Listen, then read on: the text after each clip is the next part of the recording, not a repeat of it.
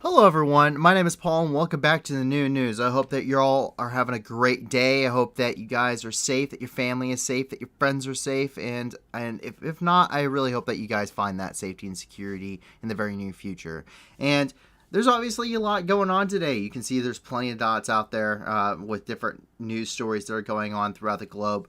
And a lot of this stuff has to do with a lot of crises, unfortunately. There's a lot of stuff going on throughout the world that is a result of different natural disasters, ongoing conflicts. Millions of people in the world need help.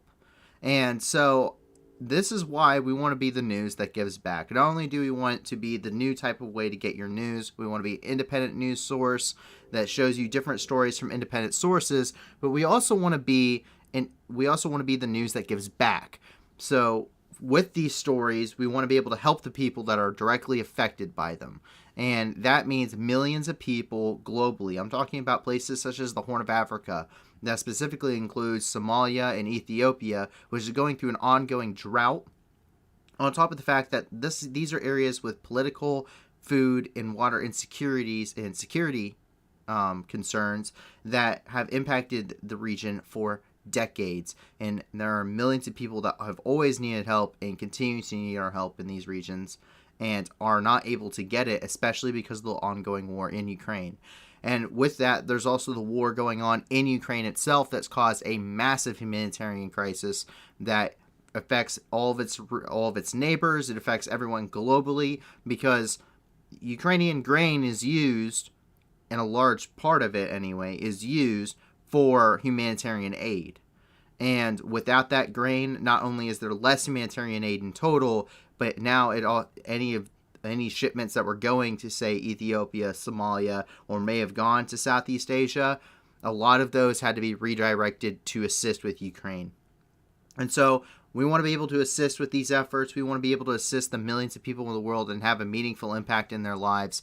And so we can only do that with your support. So check out the description below and check out all of the different fundraisers and donations we have, because we have a ton of them and we are always looking for new ones. So please let us know on our Discord. You can message any of the staff members about possible fundraisers that you may have, and then we'll put them through the vetting process. We do vet these personally ourselves. We go through and make sure, one, it's a legitimate organization, and two, what we're looking for is 80% or more of your donations would be going to the actual programs, meaning 80% or more are actually helping people, while trying to reserve it to about only 20% that's actually going towards those salaries and those administration's costs that really cause a lot of controversy with some organizations. And we're not going to get into that too much because there are a lot of good organizations out there, but a lot of them do have high salaries and administration's fees, which we don't agree with. We want to actually help people, and so that is what we're here to do.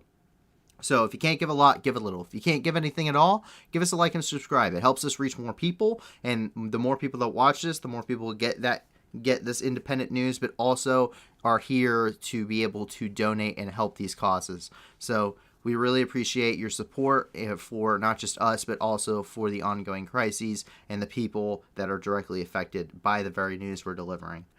And there is quite a bit of news, as I was saying earlier. There's quite a bit indeed. And we're actually going to jump right into Ukraine, because we have a pretty decent amount coming out of the Donbass right now, as well as a couple of others throughout the country.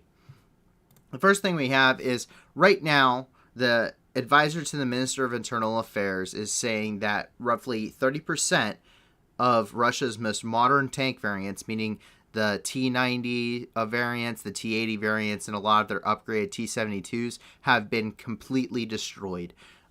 So that is a very significant number. That's about almost just under a third of their entire armored force that is out of commission. And we see this reflected in earlier things that we have posted here, including the fact that Russia has started to pull out older tank variants out of storage and putting them into action. This includes specifically the terrain cars that were loaded to bear with Russian T-62 tanks, which are a much older variant.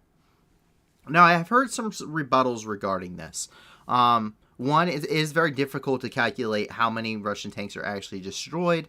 And two, why would Russia be using T-62s? And this is something I've heard since that came out. And there is a couple of individuals out there that have a couple of theories behind this that have rather good credibility behind them. And that is tanks such as the T-72 B3s and BVMs, and as well as the T-80s and T-90s, are developed and so heavily upgraded because they're meant to survive tank-on-tank engagements, because that is what tanks are best utilized for. When it comes, what their base principle is other tanks are meant to engage other tanks and break through enemy lines. However, the greatest threat to a tank right now isn't another tank. It's shoulder-fired anti-tank weapons. It's man-portable anti-armor weapons that are being deployed by your average, that can be deployed and carried by your average infantryman in the field, and that is what's killing these tanks. So to bring these tanks out of storage, and this is the theory here, it doesn't matter how old the tank is, it's just another tank. What they need is quantity over quality. What they need is more tanks, because that wastes more ammo, and the more tanks they have, it doesn't matter if they're old or new, if they're going to get blown up anyway, the more I have, the better it is, rather than putting on these fancy tanks that are going to get blown up just as easily. And that is the theory right now that I have heard, and that is the one that I think has some credibility. So to go back in time a little bit and address that, as we're talking about the destruction of armor forces here, I think it's important to take a look at that kind of an aspect going forward. There is a very much a bias. It's called a survivor's bias. This is something that was really pioneered during World War II with bombers coming back, and that is the tanks that came back with all, the aircraft that came back with all the bullet holes and everything. They wanted to put more armor in where all the bullet holes were, and he said, "Don't do that. Put it where there are no bullet holes, because if they're getting shot there, then you need to armor those places because those planes didn't make it back." There's kind of that ideology with what we're seeing with tanks and equipment in the war zone here, where we're seeing, all of this new stuff's getting destroyed, and they have to bring out this old stuff now just to fill in the gap. To some extent, is that true? Yes, but based on really what we're seeing in the war zone, it really doesn't matter what they're throwing as long as they're throwing something out there that fills that gap, because in the end of the day, it can easily be destroyed by whatever they're carrying. It doesn't matter if it's a T-62. They could put T-34s out here if they still had them. As long as it's a tank, it doesn't matter. And moving on from that, we have a little bit of good news, and that's because we're going to meet Tucson. Tucson is a brand new Border Patrol dog, and Tucson actually has no qualifications as a Border Patrol dog. So that is Tucson. Along the Ukrainian-Russian border, these border guards are up there where it's already been secured, and Russian troops have been pushed out. And he just spotted them while they were out on patrol one day, ran up to him, and now he's a Border Patrol dog. So absolutely adorable. I love to see animals during this kind of this terrible time. Animals always bring a smile to everyone's face. And now he's staying with them, and this is just. We just know generally where this is at based off of what's going on. There are a lot more photos and videos of animals throughout Ukraine. Unfortunately, there's just no location to them, so we can't really, or even a general idea of where they're at. So that's so it's good to be able to finally post something here.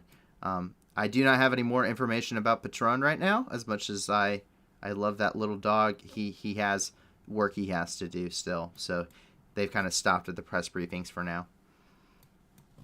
And that brings us down into the meat and potatoes of the entire war right now, and that is the Donbass. And there is a lot of developments in the Luhansk and Donetsk region right now, and the first thing we're seeing is, once again, more Russian helicopters, and a significant amount of them today. We're talking about Mi-36s, Mi-8 transport helicopters, K-52 Alligators, which is another attack helicopter variant. And so this comes as Russia's really pushing for full control of the Luhansk region. Right now, they have about a 95% control of the Luhansk, but the battle for Severodonetsk and the ongoing battles in and around this area, including over here as the Lot and Novoshreshvske. Sorry, I cannot pronounce any of this very well. Is one of those key issues right now. That's what Russia's really pushing for, regardless of if they have the encirclement. And we're seeing that here with the support and the increased support of ground forces. So let's take a look. Блять, проебал. Они...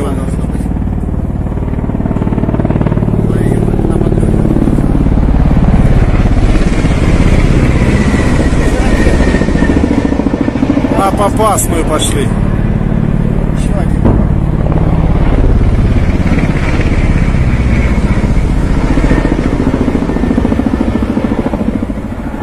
А были на кладбище было вообще. А мы воду набираем. Людям возим водички. Есть еще один. Это большой, весь большой опять пассажир. Не 8-й. 8-й, да? Блять. And that's not the only thing. We also have more photos coming out of the Luhansk today of what's going on there. And it looks like these are transport helicopters. I don't know if they were conducting an air assault or if they were just doing a medical evacuation or what's going on. But there's a significant amount of rotor wing close air support activity currently going on within the Luhansk region in support of ground forces right now. And we can probably expect, as this battle really heats up near Severodonetsk, that we're going to see a lot more of this as they're trying to finally push and take the city. And there is significant fighting. There just hasn't been any directly related information coming out of Severodonetsk right now. It is a very active and fluid situation, and I don't think the first thing on anyone's minds right now is to take videos and photos of the fighting going on there. As we drop down here a little bit further, we see just outside of the village of Tripelia, which is right here on the Donetsk-Luhansk border, the first Bushmaster seems to have been destroyed. So this is the first confirmed destruction of a Bushmaster. These were given to Ukraine by Australia, and they are MRAPs. They're mine-resistant armor personnel. They're basically mine-resistant armor personnel carriers. They're the originally you had the Humvee, and then when IEDs and mines became a problem in Iraq, they developed the MRAP, which is the successor to them, and as well as the MAP-V and the JLTV after that. So these are kind of a similar thing, but for Australia. But we can see the destruction right here. Тяжелое, а маневрировать приходится стремительно, да еще и объезжать сгоревшие машины ВСУ. And while, yes, it sucks to see something like this happen, we have to understand these were given to serve their purpose, and it serves its purpose in a war zone, meaning it's equally capable of being destroyed. But that's not the only thing we've seen when it comes to equipment. We also see donated Humvees, which are American utility vehicles. They're also combat vehicles. They're really multi-purpose. It's high mobility, multi-wheeled vehicle is what Humvee stands for. And we also see a captured BTR. So this was originally a Russian BTR. It was being captured and is now being used by Ukrainian forces. So really showing off the impressive amounts of equipment that they're getting. They're all in a convoy right there together.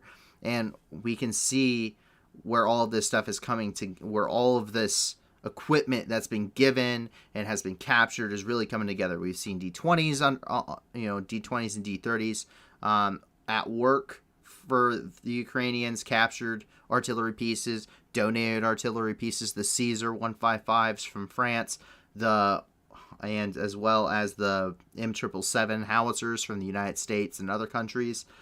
We've seen those put into good action. There's talks. The Switchblade drones we've seen put in good action. Humvees, MAP-Vs, you name it. If they've gotten it, we've seen it being used, minus those little bit more top secret drones that they were telling us about. But let's take a look at this, because this is kind of some cool footage. It does have some copyright music, unfortunately. But this guy's sitting on top of the BTR. You can see the Humvee behind him, and a couple of them there. And these things, I mean, the Humvee, is it a little bit older? Yes, but it is a very effective vehicle, and the more important part of that is there is just an absolute ton of them. The Humvee, I've seen the plant at where the Humvee is built, the AM General Military Plant, and it's eye-watering how fast they can produce them. It's eye-watering. There are so many Humvees that can be produced. It is absolutely ridiculous, and that's important. Economies win wars. Russia's economy is collapsing as we speak. I mean, the ruble drops after every word I say, but the Humvee can be produced in large quantities. It's very effective for what its job is. It's versatile. It can be used in multiple fashions. It has different armor packages, different weapons platform packages. It can be mounted with autonomous weapon systems such as a Crow system. It can be man turret. It can be whatever you need it for. Command control, troop carrier, ambulance, whatever you need it for, it can do the job. There's a variant of the Humvee for it, and they are everywhere. There are thousands of these, tens of thousands of Humvees that can be sent and replaced. There's still spare parts. They're still in production. There's no problem. I mean, and that is what wins wars, is stuff like that. That is I mean, it improves their logistics, it improves troop capacity, it improves everything that they do. So, and then, of course, your captured BTR, I mean, that's a piece of armor that you got that you can roll around in. That thing's got a pretty nice armament, too, considering it's an armored personnel carrier. And as you can see here, Ben Grant saves his squad mate. This one is a little bit graphic, not very at all.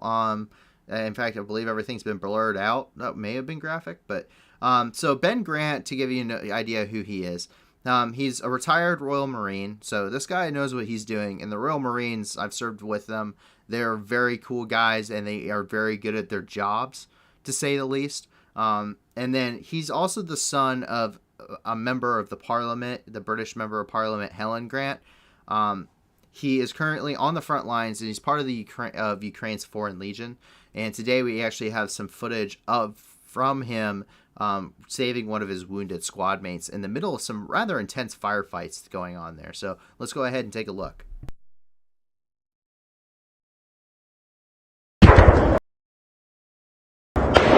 Move! Move back!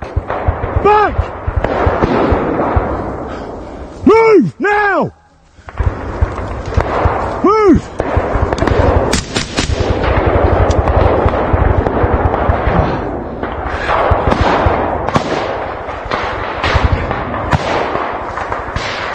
Right. You good? Brit team, where are you? Who's that?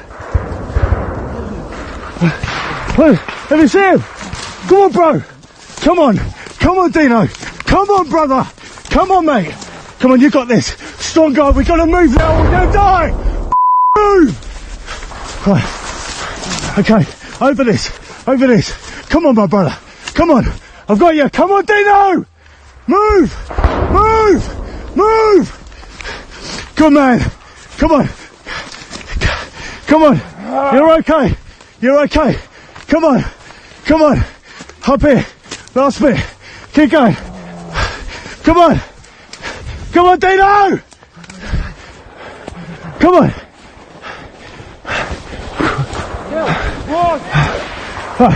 Move here. Move. Go, go, go. Oh, I'm going to lose it. Alright, come on, move it. No. Oh, come on. No. Oh, come here. Come on, Dino. Come on. We're gonna, come on. Get out, we're gonna get stopped. Come on. Move. Move. Right. Here. Line down. Here. Lie down.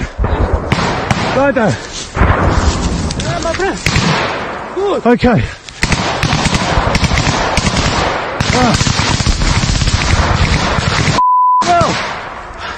Okay. Right there. You okay, bro? Там есть турникет? Есть. Okay, listen. Yeah, okay. Alright. Okay. Is that tourniquet tight enough? Is it tight? Hold on, come here. Come here. Перчатки. Yeah. No. Okay, just checking.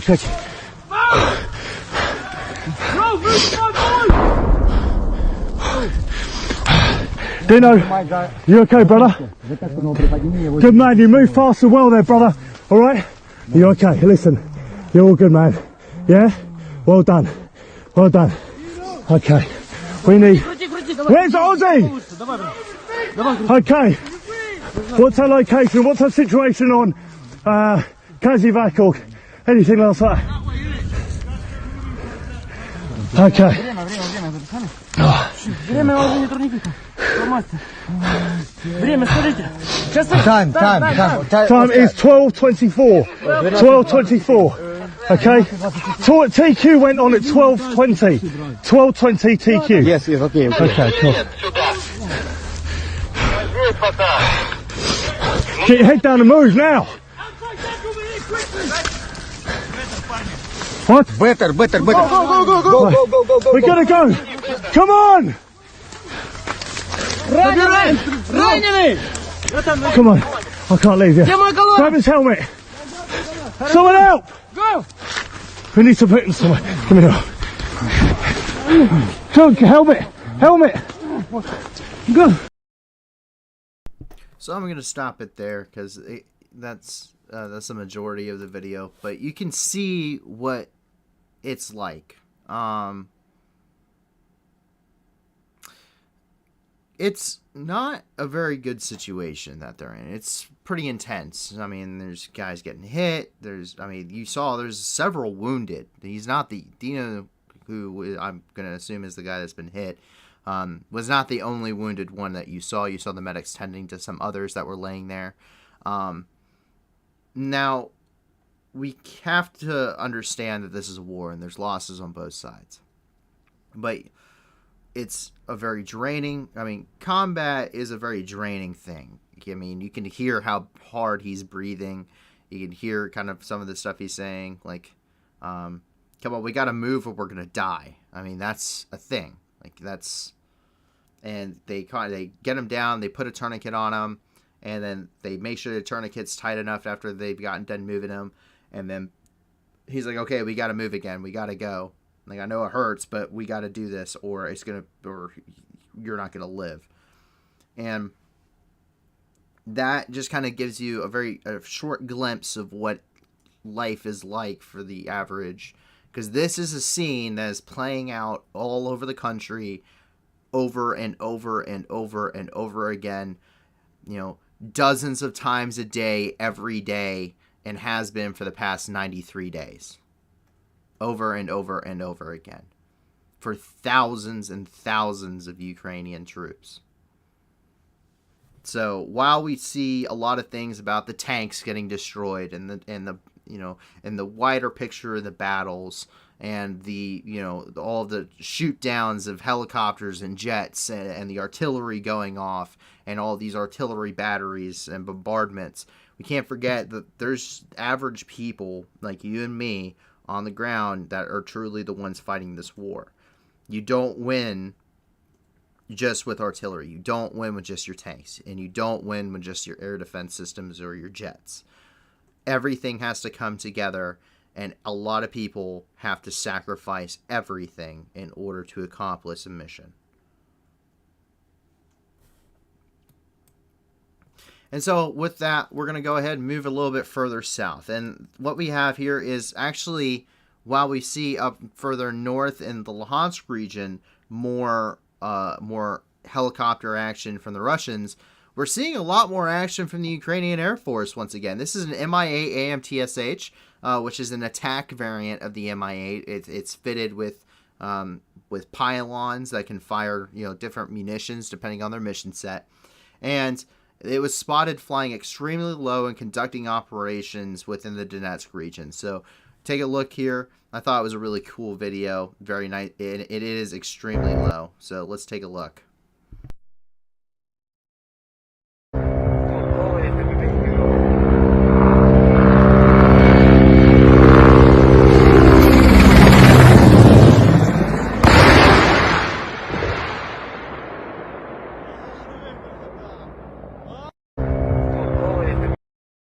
And if you have any questions as to whether or not this is a Ukrainian helicopter, let's try and see if I can pause exactly where I did earlier.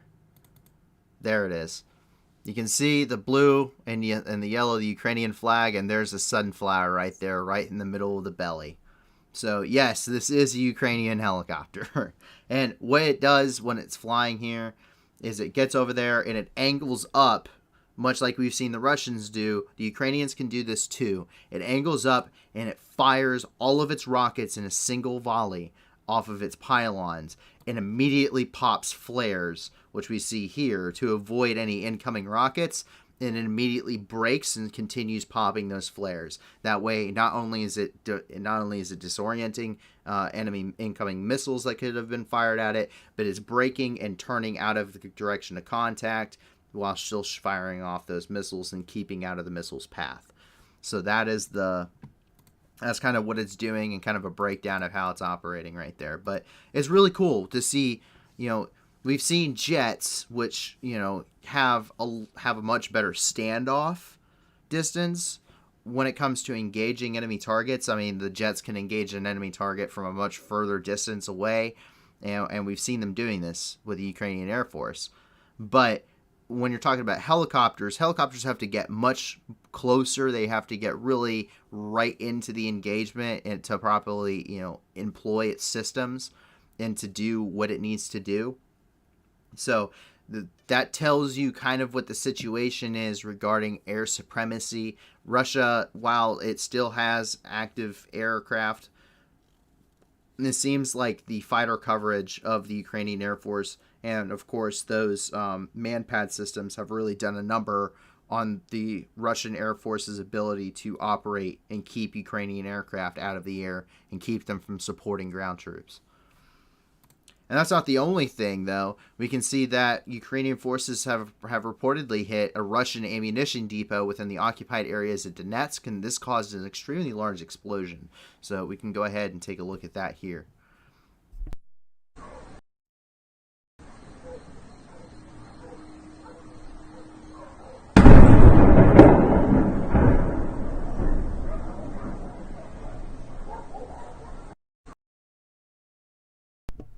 Every single bit of ammo decreases the ability for the Russian forces to fight, because you have to keep them supplied with multiple things. You have to keep your troops fed. You have to keep them alive with bandages. You have to give them ammo so they can fight, and you have to fuel their vehicles so their vehicles can keep moving and they're not stuck on foot. And if you don't have the ammo to give them anymore, they can't fight at anything. They can't shoot at anything if they don't have bullets and bombs and whatever else you need. And so every time we see an ammunition depot hit and it blows up like this is more supplies that Russia can't give its forces. Then that significantly decreases its logistical capabilities to arm and continue the war effort. And we've seen this time and time again.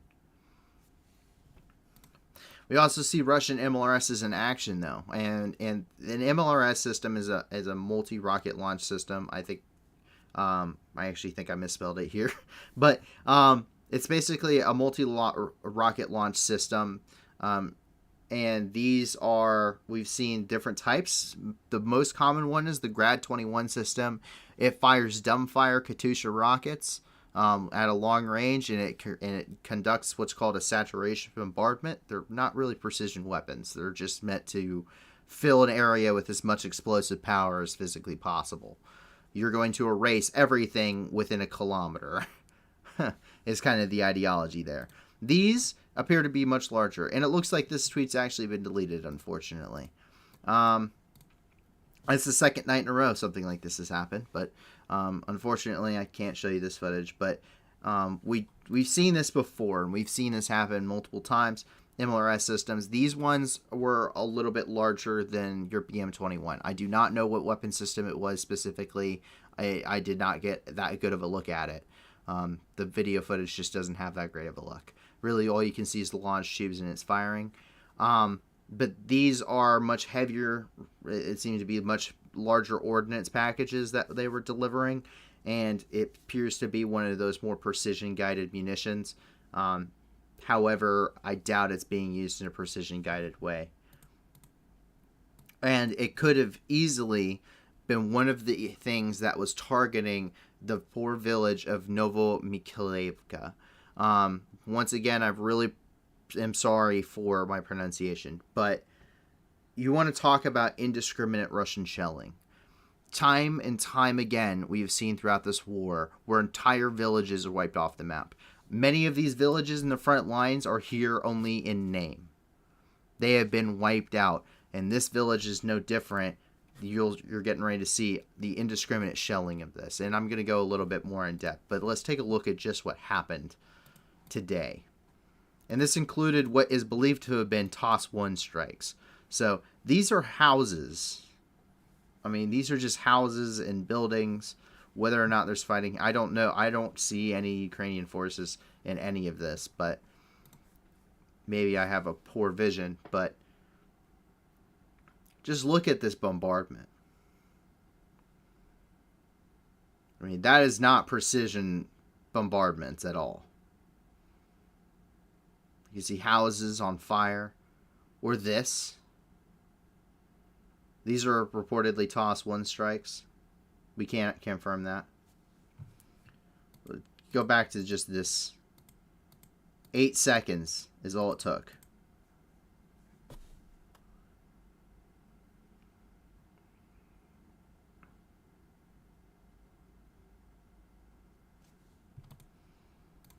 Now, this, and they say it here, this is what I meant when I was talking about, Russian war crime.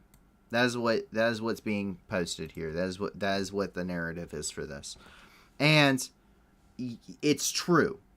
And not only is it true, the indiscriminate shelling of the village, and I can actually zoom in here and you can see what this village actually looks like from the air.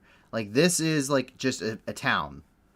This is like a town that you would have grown up in, right? Like a small town, kind of a rural area. Your dad's probably your dad's uncle, like grandfather was a farmer, or your dad's a farmer or something. You go to school here, like it's your average town, and they're bombarding it. And this indiscriminate type of shelling that we've seen over and over and over again is something. I'm going to go back to the Geneva Convention and the rules of war once again today. And it actually violates the 1997 Geneva Convention's Additional Protocol 1. And it violates it in at least 4 different sections that I at least was able to find when I read through it today. Now, the first one it breaks is Title 4, Section 1, Chapter 2, Article 51. And I actually have brought it up here. And this is the protection of the civilian population. And there's several parts to this.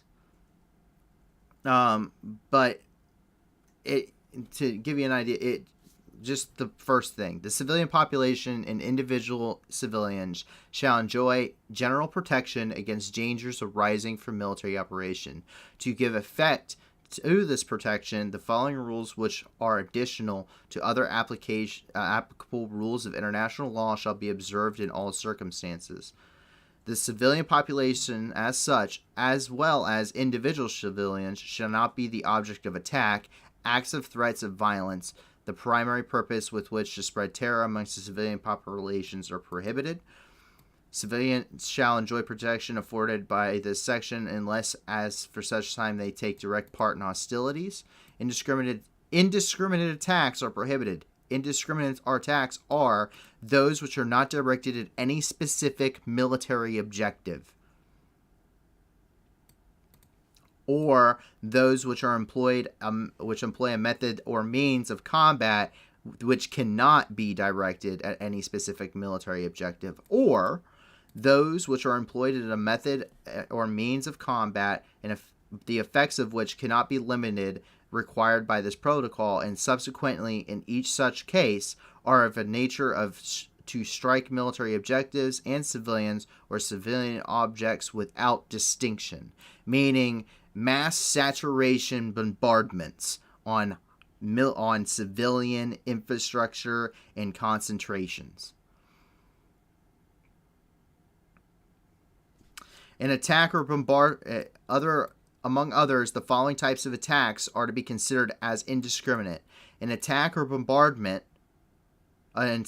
bombardment by any methods or means which treats as a single military objective a number of clearly separated and distinct military objectives located within a city, town, village, or other area containing a similar concentration of civilians and civilian objects, and an attack which may be expected to cause incidental loss of civilian life, injury to civilians, damage to civilian objects, or a combination thereof, which would be excessive in relation to the concrete direct military advantage anticipated. The rest of it is directed at reprisals, which is an entirely different issue.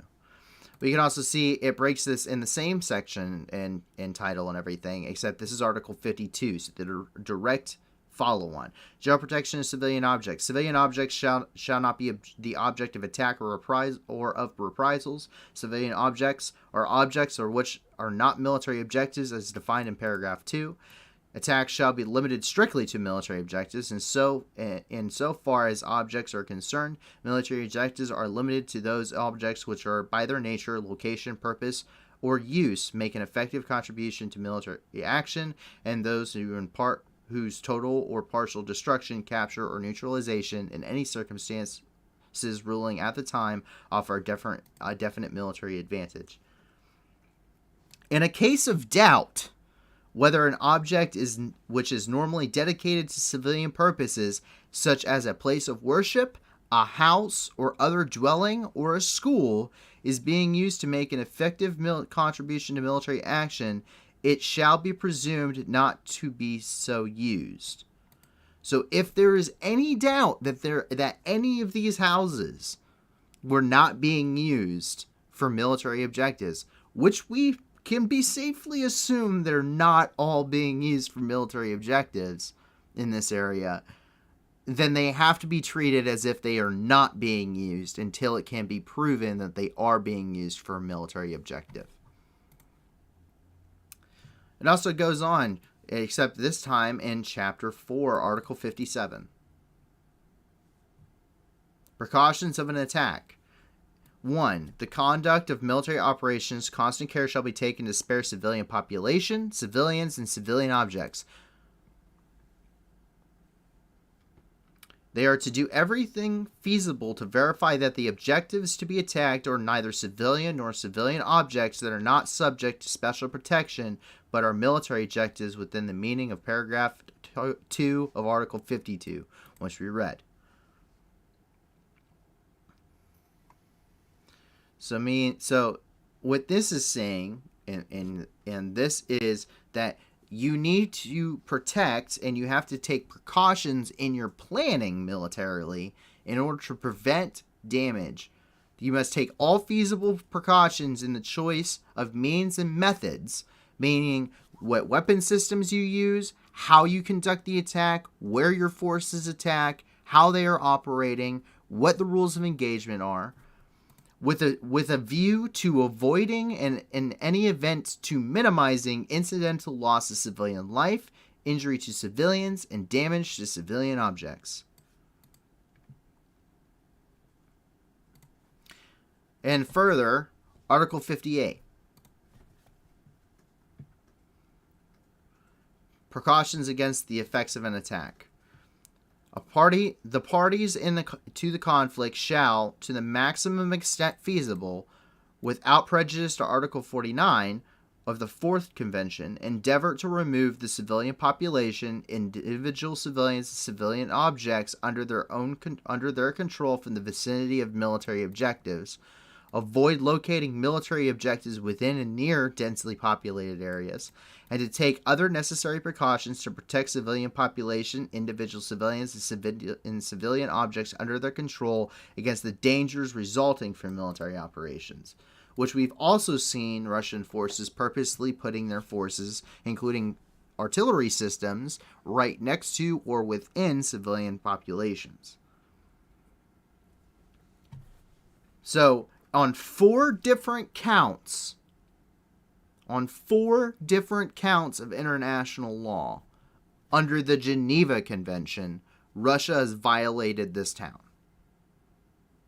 4 different counts. I went through and I found them. If you don't believe me, go read the first protocol extension of the Geneva Convention. This was published in 1977. It's been ratified by like 163 countries. If you don't believe me, please go check this yourself. It is the case. And this is the 3rd day in a row I've talked about international law and the Geneva Convention. And I feel that it's important to do this. It is important to understand why Russia's actions, despite just being the fact that they invaded the country of Ukraine, despite just that action, if you took that action away entirely and just accept the fact that these two countries were going to go to war, this is why we have a Ukraine bias.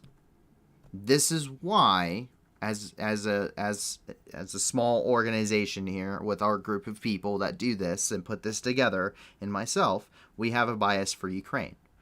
Because this, just because I've covered it the last 3 days doesn't mean I didn't know it beforehand. Because you have to understand, to at least an extent when you're in the military, what the Geneva Convention is, what you can and can't do under the Geneva Convention, what is a war crime, what is not a war crime, because you can't perpetrate war crimes. Especially being in the military. Like I couldn't, just because I thought someone was a hostile doesn't mean I could engage them, right? I have rules of engagement I had to follow. There were things I had to do. There were things that put either my life or the lives of others in detriment in order to prevent civilian casualties. And the abhorrent lack of care for Russia when it comes to international law, customary international law, and the Geneva Conventions and the Geneva Convention protocols, all 3 of them. 4 conventions along with 3 additional protocols. No care in the world. That does not even include customary international law. And it's sad, it's angering, it is frustrating, and people are using the term war crime over and over and over again. And I want you, as the viewer, to understand what is really being said. Why is it in the modern age? We've seen it during World War II. Why is it so horrible that this village is getting bombed to oblivion when countless cities in France and Germany were bombed into oblivion?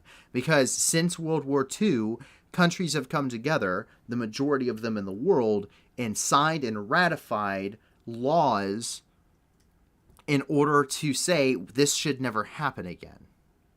It's against the law now to do this. You will be punished if you do this.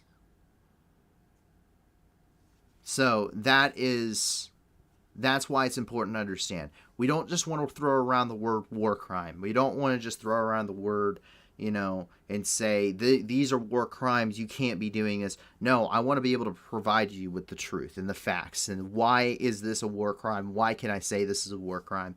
This is a war crime on 4 different counts. And I'm not a lawyer, and I can read this clearly enough to understand that. I cannot imagine what else the International Criminal Court would find. And their extensive amount of lawyers and attorneys. And with that, we drop down into Mariupol. And so reportedly from Mariupol, and this is coming from the advisor to the president, Aristovich, who we talked a little bit about yesterday with some of his reporting. But he has stated that roughly 6,000 Russian troops were killed during the Battle of Mariupol. If this is to be true, which we can take a look at here, if this is to be true, that would mean that the total casualties that are estimated right now would put it at about 30,000 or more. You're talking about over 20,000 civilian casualties, roughly 5,000 casualties. And he's talking about like these guys were just killed. Like these are KIA, 6,000 KIA. This isn't even talking about wounded in action. But you're talking about about 3,000 to 4,000 Ukrainian forces killed. 20 plus thousand, 20 somewhere between 20 and 25,000 Ukrainian civilians killed, and you're talking about 6,000 Russian troops killed. So really, you're somewhere between 30 and 35,000 with just those estimates, and it could be much higher, and it's actually expected to be much higher as they continue to find more civilians under the rubble. But that's not the only thing. The plundering continues. A Russian container ship actually arrived in Mariupol today, but it was empty. And it's believed that this container ship is actually arriving in the port of Mariupol. We have some video of it here. And take a look before I get into this.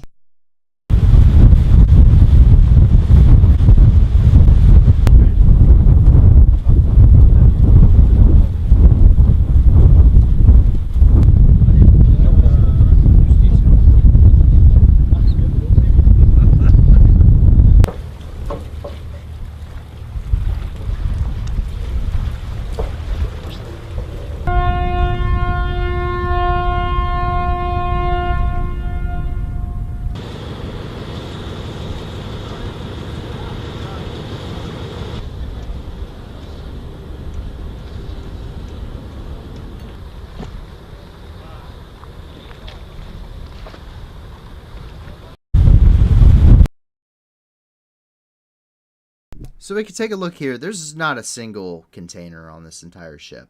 So why is it here? Well, what's the largest... We know what the largest export is out of Mariupol, and that's steel. We also know that there were several container ships in the port of Mariupol during the time of the attack, which means that Russia could literally just take all of those cargo containers and all of those steel shipments, throw them in cargo containers should they not already be ready to ship out, and send them back to Russia. You want to talk about systematic plundering? Now that is systematic plundering. And you thought that, I mean, you saw plundering of people's homes, you know, up in Kyiv. We've seen grain, you know, being taken by the Kadarovites and the Chechens, as well as the equipment for it and being sent back to Crimea. Now we're just seeing them bring in entire container ships and getting ready to fill them. Because if it was for humanitarian aid, it would have been laden down with stuff. If it was for the war effort, it would have been laden down with equipment. If it was for oil and gas and water, it would have been a tanker. It wouldn't have been a freighter. And that's just the unfortunate facts.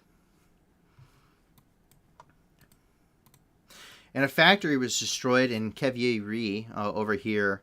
Kryvyi Rih. I'm sorry, I really cannot pronounce Slavic. I can't pronounce a lot of things. I barely speak English, I believe, sometimes. But a local factory was destroyed in a Russian strike here in this city. The casualties at this point are unknown, but we do know that this strike did occur. We can take a look at that.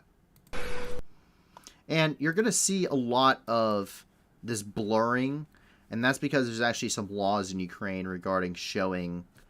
They don't want the Russians to be able to adjust their fire based off of people's internet videos, which has been a problem. So we're going to see a lot more blacking out and blurring in a lot of these videos coming from the civilian population.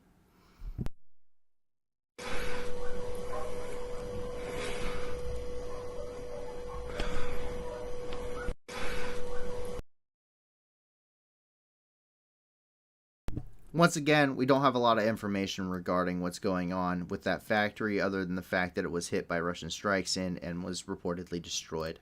But that's actually it for everything inside of Ukraine. But there is a couple of different developments outside the country. The first one's rather interesting, and that's Lithuania's population actually bought a Bayraktar drone for Ukraine. In 3.5 days, the population of Lithuania crowdfunded enough money, roughly about $5 million or 5 million euros, in order to buy a Bayraktar drone for Ukraine, because the Bayraktar has been extremely effective. So, absolutely crazy. So, very cool indeed. And while Lithuania is crowdfunding, Berlin's saying some very interesting things. Specifically, Olaf Scholz, who is he's kind of in charge of Germany. He's a pretty high-level figure in Germany. And this is coming from Olaf Scholz. This is in German. This is his original statement. But the war raises... But this is Germany at NATO. This is the translation. The war raises many questions. Can violence be fought with violence? Can peace only be established without weapons? We should discuss both questions with respect. One thing is clear. We support Ukraine so that violence does not become the norm. It's the middle of a war. You need to be supplying weapons to Ukraine so more people don't die. And I mean, how many people? This happened yesterday, by the way. How many people? How many innocent civilians have already died? Just the ones that you know about are in the thousands. I mean, how many war crimes have been recorded on video? How much evidence has been submitted to the International Criminal Court? How many appeals for, heavy weapons from Germany, which Germany is getting ready to dismantle and paying someone to dismantle them when Ukraine has openly said they would take them for free? How many times does someone have to say, just stop worrying about that fact? That fact can come when this is over. How many times do you... This is not the time or the place... I'm sorry if I'm getting a little political here, but this is not the time or the place to be asking yourself if violence can only be fought with violence. The violence is already happening. Do something about it. I mean, that's just... The fact that Germany is willing to say these things. I mean, you're the highest reliance on Russian gas and oil imports. You're the leading factor to what holds up sanctions. While you've made great strides in your country in completely shifting what the political stance has been regarding your military and giving weapons and equipment, it took pressure from outside sources in order for that kind of stuff to happen. Because Germany wasn't even going to send weapons. They were just going to send body armor to Ukraine. That was what they were originally going to send. Now they've been sending heavier and heavier weapons. That's great. That's wonderful. But this is not the time or the place to be asking yourself, can violence be fought with violence? There's no choice. That time was in December or November or October when we were trying to get diplomacy to happen, and it didn't happen. The time has passed to be asking the philosophical questions. Just do what you need to do, beat the bad guys, and then you can ask these questions in the International Criminal Court, in NATO, in the United Nations, when the war is over and when you got to pick up the pieces. And that's my personal opinions on that. Take them as you will.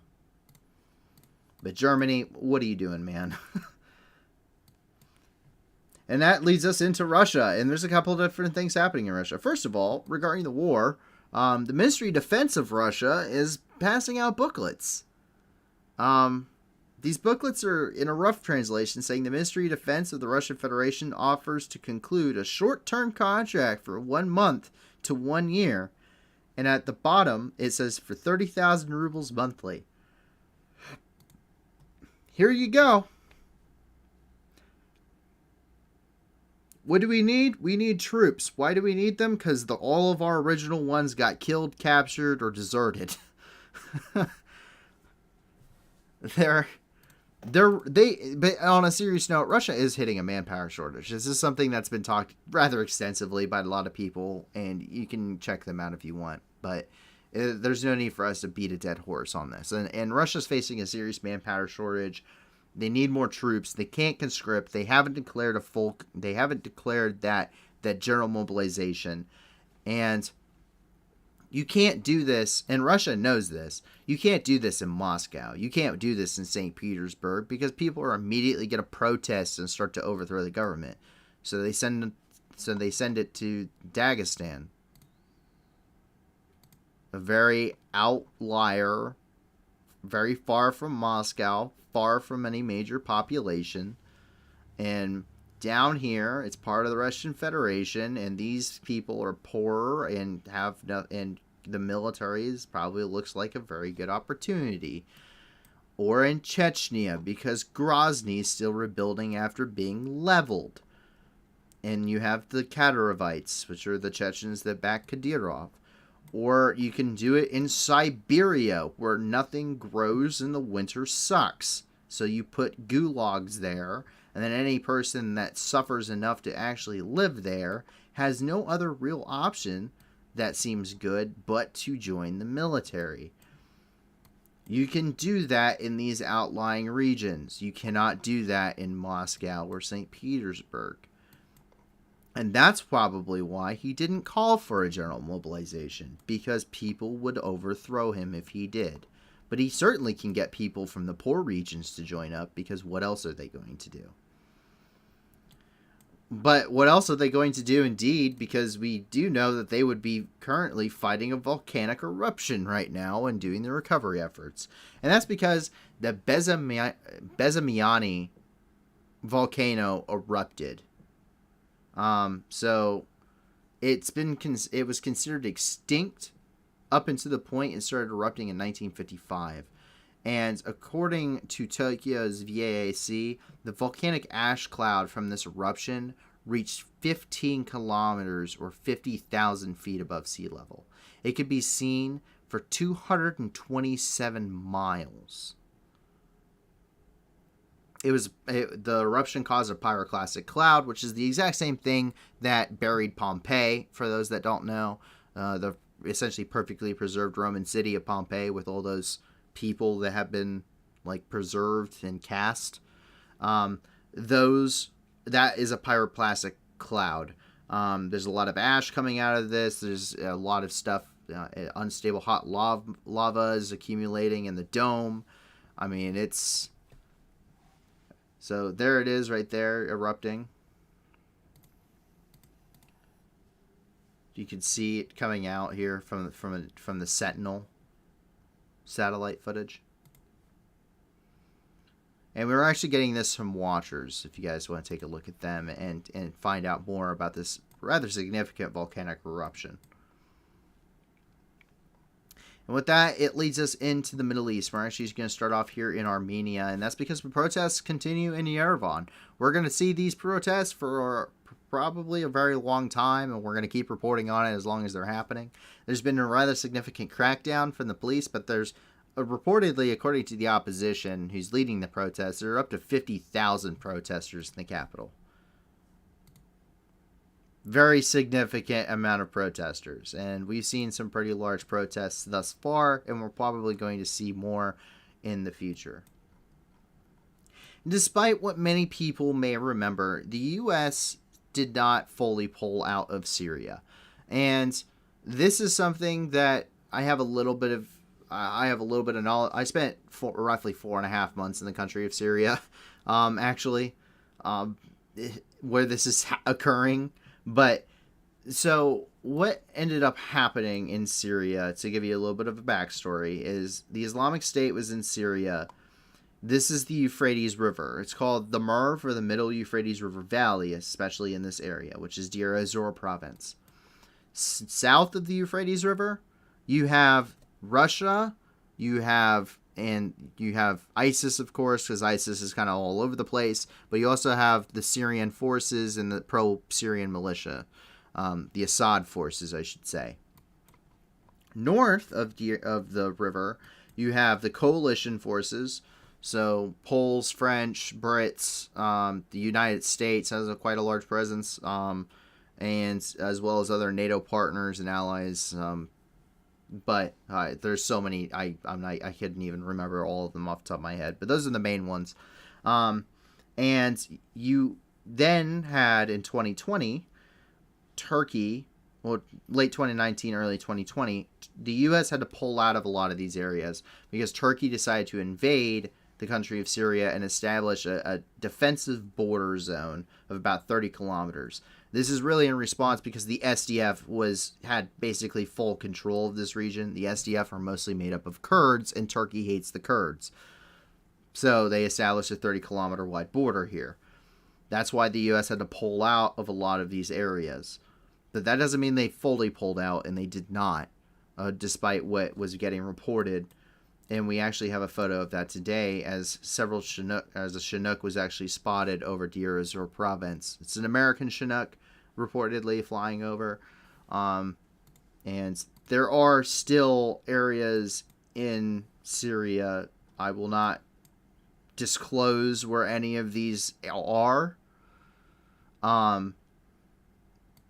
But there are still compounds and forward operations bases inside of Syria that U.S. forces are operating in, as well as other coalition partners.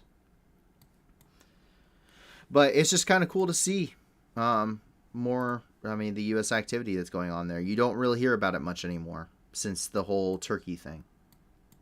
And that leads us over into Iraq, where there's been a couple of different developments. First of all, the Islamic State attacked the police station in Kirkuk. So it's a federal police barracks, so they're like the country's police force, not the local police. They started shelling it, and they published a photo regarding it as well. So you can see that's the federal police station there. They got a couple of different machine gun posts up there. Here's the Islamic State fighters. I don't know how effective they're actually being because that's a pretty, at least the photograph seems like it's a pretty decent distance. So I don't know if they're actually doing any good with it, but they did attack a police post up there. And then as we move further south, we see more wheat fields are on fire. This time it's in Diyala province. And so the issue with this is, one, the Islamic State recently did this same activity. They also set fire to wheat fields up by Kirkuk. But while this wouldn't necessarily be that bad of an issue if it was some other point, right now it's really bad because you're having a very, very serious drought ongoing in Iraq. And also that drought is causing a famine. And then the war in Ukraine means that there's no major exports of grain going on globally, so you wouldn't even be able to import that grain in order to kind of substitute. So those three things combined are a major issue for Iraq. Major issue. Because this means people are going to starve. And this isn't the first place it's happened. Like I said, this happened right up there in Kirkuk earlier. I think actually yesterday. So the fact that it's happening down here. Now, no one has said who has done this yet. We don't know. It could have been the Islamic State. Could have been someone else. There are several groups in Iraq currently kind of vying for control. But yet another set of wheat fields was burned. And in Al-Anbar, they're attempting to deal with refugees currently ongoing. So they have a problem with displaced people, and they're forcing refugees to move from camps where there are at least some conditions. And they're taking them and they're putting back into like war-torn homes. Iraq has been, it's been invaded. It's had ISIS. It had insurgencies. It had, the ISIS was defeated. The U.S. had to come back in. There's a lot of airstrikes. You have Kataib Hezbollah. You have different groups vying for control. And all of those things mean that these people's homes have been destroyed, rebuilt, destroyed, rebuilt, destroyed over and over and over again as the fighting just kind of round robins its way around Iraq. I mean, the Mosul is essentially still just a completely destroyed city while they are rebuilding. And a lot of these other places, especially poorer communities like up out here in Al-Anbar, which is mostly a desert province, there's not a lot of infrastructure there like there is up in, like, say, Diyala, because you have the Diyala River or the Tigris or the Euphrates. No, this is a desert. These people are relatively poor, and there's not a lot of, like, reconstruction you can do. And that's really the issue that they're facing here in Al-Anbar province, and they have to send people back to their homes because they don't know how to, there isn't enough stuff to deal with the growing humanitarian crisis here. So that is currently the ongoing problems there in Iraq. And Tehran, regarding the two Greek freighters the two Greek tankers, that were seized in the Persian Gulf, they said that they did not arrest the crews of those. So they said this today, that the crew of the two Greek oil tankers that were seized in the Persian Gulf, they have not been detained. They are still aboard the ship, and they're in good health, and they're being protected and provided with the necessary services they need while they're in the port. So this is coming from DW, so you can go check them out and get a little bit more details on that. But whether or not this is true, we don't know, and we're not going to know until later after this situation has been resolved. And in Pakistan, militants attacked infrastructure targets within Balochistan. And so this is coming, the militants are from the Balochistan Liberation Army, which is a group within Pakistan. They're a military group that's been operating within Pakistan for some time. And at least 2 terrorist attacks occurred, one on an energy, on basically some power lines, and another attack on a telecommunications tower. Both of them, they set off IEDs on these. They knocked out the electricity to multiple settlements because they destroyed the pylons, as well as any communications because they also knocked out the tower successfully. And we can see that here. They toppled the tower, they toppled the pylon. This is something that we've also seen ISIS conduct in Afghanistan to some extent, and it looks like that, in Afghanistan to some extent, kind of pointed in the wrong direction here, but it looks like they're kind of taking kind of a playbook from them, and after seeing their successes up here in the northern part of Afghanistan. And as we continue to move further east, we actually come into the Kashmir. So 4 pro-Pakistani militants were killed in Srinagar. So this is a city within the Kashmir. What you're going to see, the Kashmir is hotly contested, and it's a semi-autonomous region that's claimed by both Pakistan and India. These are 2 nuclear countries that really don't like each other on religious grounds, and they also really don't like each other because there's a region that both of them want control of and neither have, so it's jointly occupied. And Pakistan goes after pro-Indian militants, India goes after pro-Pakistani militants, and really we only hear about the pro-Pakistani militants.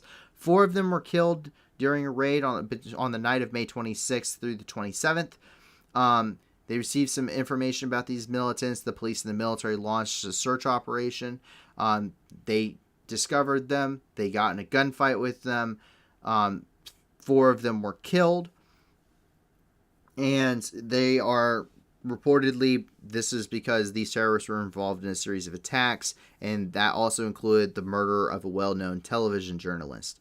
And so they detained one of the terrorists, one of the pro-Pakistani militants. They also discovered weapons and IEDs, etc. So far over the past week, they've said that they've eliminated a total of 10 militants from pro-Pakistani groups. So They are conducting active operations in the Kashmir, and this has gone on for some time. It's just we don't hear about it all the time. But this is hotly contested. This is actually one of the regions in the world where it's very possible that a nuclear war could break out between two countries, because both India and Pakistan have clearly stated that they would be willing to use nuclear weapons should these two countries go to war.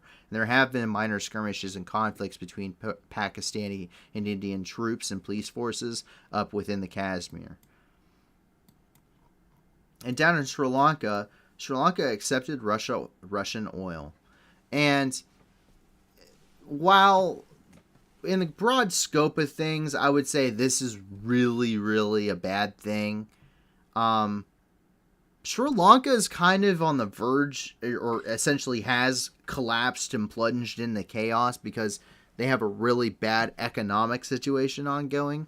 And they took 90,000 tons worth of Russian oil that waited offshore for more than a month, and they weren't able to pay for the shipment. So they had talks with Moscow, and they're redirecting supplies of crude oil, coal, diesel, and petrol despite the sanctions, because they do not have... Sri Lanka requires imports of a lot of stuff. They don't have the stuff in order to maintain. They have to import everything they need for, say, just their energy sector. So if they need... so if you need electricity, they have to import all of that. And so this will allow for... So there's a refinery that's on the outskirts of Colombo. The imports will allow work to resume there, and they can produce about 1,000 tons of diesel daily. So that should be able to help with the fuel shortage going on there. But that also can help alleviate some of the energy shortages that they're having. So while I can say that I don't appreciate that it's Russian oil, I do understand that the country really doesn't have a whole lot of choices left. They don't have the purchasing power or the foreign exchange purchasing power to really do anything else. And India and Tokyo are also stepping up to try and fill those needs.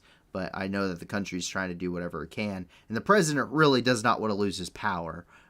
His brother stepped down, who's prime minister. He's refusing to, and that's pissing a lot of people off. But that's just kind of what's happening here. And there's a lot of people that have died because of this. So I'd rather see them not die, I should say, with that. And that brings us into Africa, where here in Malabo, which is in Equatorial Guinea, there's currently an ongoing summit for African leaders. So this is what they're really talking about. Is there are a lot of humanitarian needs inside of Africa. There's a lot of ongoing humanitarian crises. There's droughts, there's famine, there's natural disasters. There's also a lot of extremism. There's a lot of war. There's a lot of terror organizations and militant groups and rebels, and a lot of insecurities in general. From everything from Al-Qaeda to the Islamic State, Al-Shabaab, you name it, to people are starving. There's a lot of malnutrition. And so they're really coming together. They're looking at trying to solve and mobilize together in order to solve where more than 280 million people are suffering from malnutrition. Millions of people are displaced. There's a lot of fighting. There's a lack of humanitarian aid currently ongoing into these areas because it got rediverted. And so there's a lot currently ongoing that requires more assistance. So we're getting this from the Associated Press. The UN is also working with this summit in order to try and assist with these needs and try and discuss what's ongoing with this. But that is kind of the situation, and Africa is trying to meet the challenge in these extenuating circumstances. And we jump over here to where the United Nations also addressed the issue of world hunger. And this is because the number of hungry people in the world will reach 218 million due to the crisis in Ukraine. Think about that number. That number is extremely disturbing to think about. The lack of food and fertilizers and the high cost for those that exist will affect the growth of the number of undernourished people. People in Africa, especially in Ethiopia and Somalia, people under the children, the ages 5 and under, are especially impacted by malnutrition because they have to be provided for. They cannot necessarily provide for themselves. And that includes beg, borrowing, stealing, whatever you have to do to survive. Really, children 5 and under cannot do those things. So they are especially impacted. There are major droughts ongoing. You have climate change, which is causing extreme weather and extreme issues worldwide. You have an ongoing war that has really it has completely negated the ability for Ukraine to export its grain and is causing a food crisis globally, all because Russia has its ports blockaded. Millions of people are suffering because of these things. And once again, in the description below, we have foundations that we have vetted because of this. This is what we mean and what we're talking about. These are the kind of numbers that are the reason why we want to be the news that gives back. So once again, and I'll reiterate this later when we're closing up, but please check out the description below, because these are not numbers that I enjoy seeing. These are not the statistics I enjoy reading off. I like the good stuff. I like the cool things.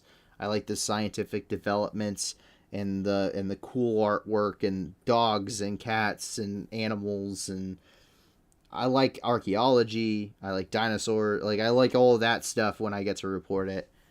I do not like talking about that 218 million people are going to be slowly starving to death because of the ongoing crisis in Ukraine and because of the humanitarian efforts throughout the world are just unable to meet the challenge because of the war.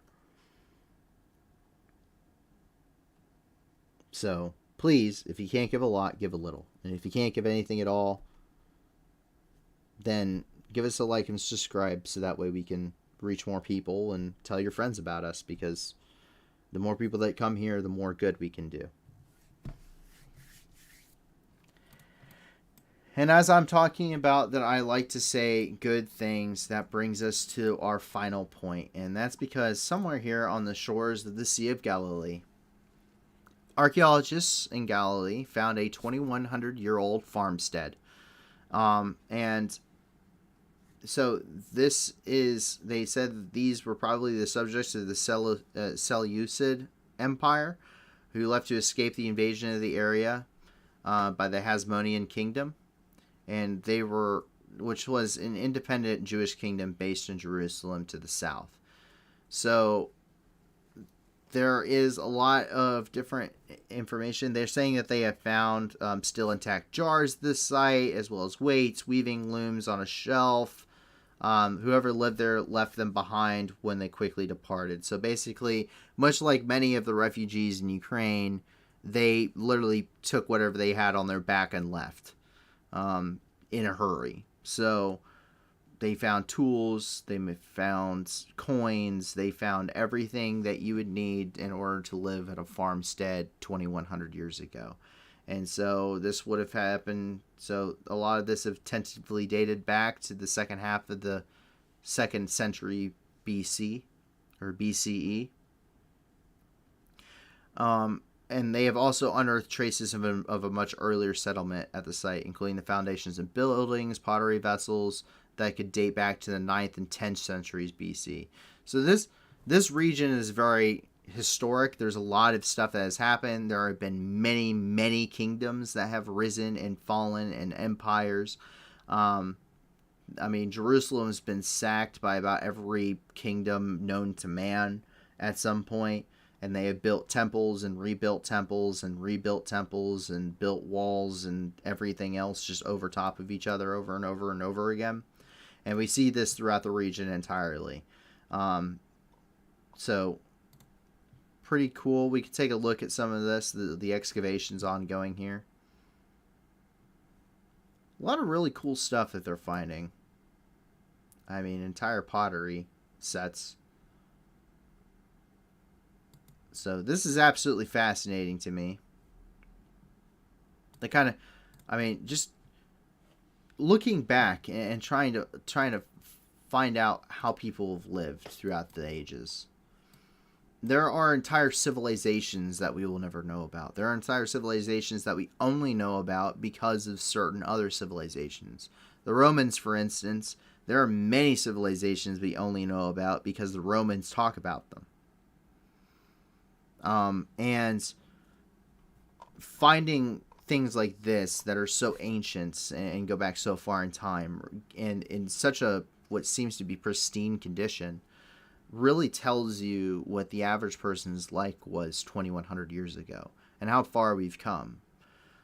The human race has come a very long way, and there are many points in time where humanity really was the same for thousands of years, and then all of a sudden civilization began and it rapidly changed how we are. How civilization formed, the rise of kingdoms, the fall of kingdoms. Everything is interconnected. This farm 2100 years ago means something, and it fits into something that is ongoing in the region today or globally today. Because of these people that lived 2100 years ago, someone in the world is alive today and is a direct descendant of them. That is cool to think about. That is cool on so many levels, and I really enjoy reporting on that kind of stuff. It's the good stuff. It's the good stuff. We always want to end it on a good note because there's a lot of bad stuff that is currently ongoing in the world, and we understand that. There's a lot of concerns. There's a lot of really dark things happening. There's a lot of terrorism. There's war. There's famine. There's drought. There's really, if you ever heard of the term of the four horsemen, you got just about everything going for it here. Pestilence, COVID-19 and monkeypox and everything else. But there's a lot of really bad things going on right now, and I hope that you and your family and your friends remain safe, and that if not, that they find that safety and security. I say that every day at the beginning and the end of the video, and I do mean it, because this is affecting a lot of people, and I don't know who all watches this, and I don't know where you all are from. I'm happy that you're watching me and take interest in what we're saying here, what we're doing here. And I want to be able to help you and help other people that are in need. My entire life, I have looked at wanting to serve people. I wanted to do good in the world. I joined the military with that intention, and I did a lot of good things. A lot of cool stories that I got of when I got to the Middle East, and made a good impact when I was there. At least I think I did. And I worked with another YouTuber to do really good things, and then started this and to do really good things. And I work with a great number of people that are very smart and also want to do these good things. And so I will hope that the community here will join us in doing that. So please check out the description below, and please do what you can. If you can't give a lot, give a little. If you can't give anything at all, give us a like and subscribe, because I want to be able to help people. I want this community to be something that is to help people. I want to be the news that gives back. A lot of places deliver the news, and a lot of places will make donations here and there and write it off as a tax write-off. I don't care about any of that. I just want to help people. So please do whatever you can. Let your friends know about us, because the more people that join us here, the more people that watch this, they get an independent news source, and they can also do some good in the world regarding the people that this directly affects. And with that, I hope that you guys have a great day. I hope that you guys have a wonderful Sunday, and that you guys are enjoying your weekend. I hope that you and your friends and your family remain safe, and I do hope that you find that safety and security should you not have it. I hope that you don't go hungry. I hope that you don't go thirsty, and I hope that we're able to do a lot of good things with this. And with that, please, if you can, and we don't have everywhere covered, we know there's a lot of crises, please join us on the Discord. There's a lot of different great people that post a lot of things. We have regions for topics everywhere, but that doesn't mean obviously that we have fundraisers for everywhere. Please let a staff member know, or myself know, or post it in a chat somewhere there on the Discord of different organizations you may have, and we will go through and we will vet them and get them onto the stream and added. And we are constantly looking for more, so please let us know about these organizations. We would love to be able to add them and go through and vet them. We want that kind of work to do, so please give us more work to do. Please give us more stuff that we can do in order to help more people throughout the world. And join us on the Discord and pick our brains. I have a lot of different knowledge in my head and a lot of opinions that I don't necessarily always voice here.